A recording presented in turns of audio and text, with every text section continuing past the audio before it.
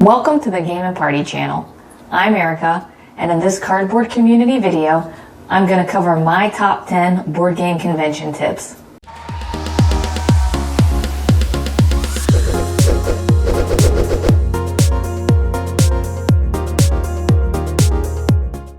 Tip number 2, do your research and plan ahead. Yes, I'm starting with tip number 2 because it's foundational to every other tip. Every convention is different, and in order to get the experience you want to make sure you're picking the convention that's right for you. Conventions might have 50 attendees or 70,000 attendees. They might focus on open gameplay or tournaments. So research, and pick what you want. Things to consider also in planning your trip are where's the convention located, when do tickets go on sale, where are you going to stay, how are you going to get there, and what do you need to bring. Tip number 10, drink plenty of water and eat plenty of food. This might seem basic, but when you're in the middle of a game, sometimes you get lost and just forget to eat. In terms of drinking plenty of water, you can bring your own jug with you or buy water while you're there. Most conventions have water stations that you can fill up at, and that's pretty convenient. Getting food can sometimes be tricky depending on where the convention is located. You might need to eat at the convention center. You may be able to have food delivered or walk outside the convention center to get food. Or you can always have snacks on hand. I like to carry plenty of protein bars just in case if I'm in the middle of the game and I need to eat something quick, I have it right there. Tip number 9, get enough sleep. Ideally, not at the table. The amount of sleep everybody needs is different. I need 7 or 8 hours of sleep to feel ready to go. I know some people can get into convention mode and survive on a couple, but everybody is different. Make sure you get enough sleep for you so you're pleasant to be around and fun to play with. Tip number 8, avoid Con Crud. Con Crud is typically a cold, flu, or some other type of sickness that spreads throughout the con. You have a bunch of people from a bunch of places, and they're all together. It's very easy for something to catch and spread. A few suggestions for avoiding Con Crud: wash your hands a bunch. You can keep hand sanitizer with you. You can bring also medicines just in case you do get sick, that you have those readily available. Tip number 7, figure out how to stay connected. Most folks today want to be readily accessible. Some conventions have Wi-Fi available, some conventions don't. Figure out what is going to be available to you and plan accordingly. A lot of times too, the convention centers are really big battery drains, so you want to make sure you have a charger available.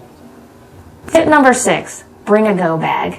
You will likely be at the convention for hours and hours and hours, and a go bag is a great way to consolidate things like your water bottle, your snacks, maybe even a game or two.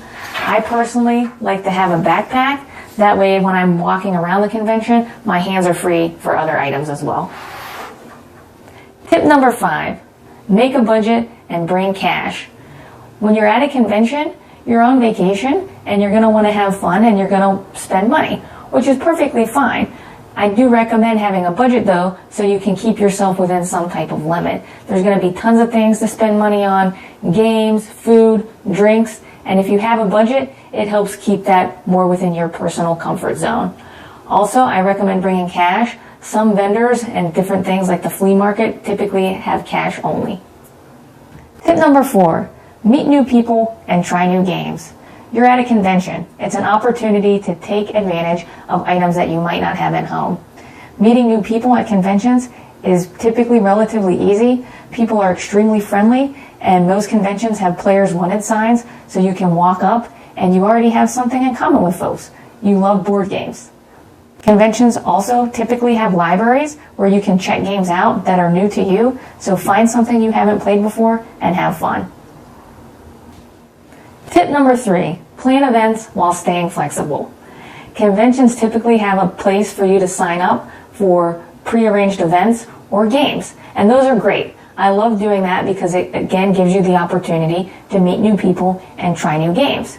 However, I recommend not to pack in too much for your schedule because you want to be flexible. If you see a cool game on the table or a friend that you had met earlier in the day, you want to have some time available to also take advantage of those types of opportunities, or other things like walking through the exhibitor hall. You need some open, flexible time to do that. Tip number 1, have fun. You're at a convention. The major point from my perspective is to have fun. There's no one-size-fits-all approach to that. Everybody's different. If you like playing lots of games, play lots of games. If you like trying new foods, try new foods.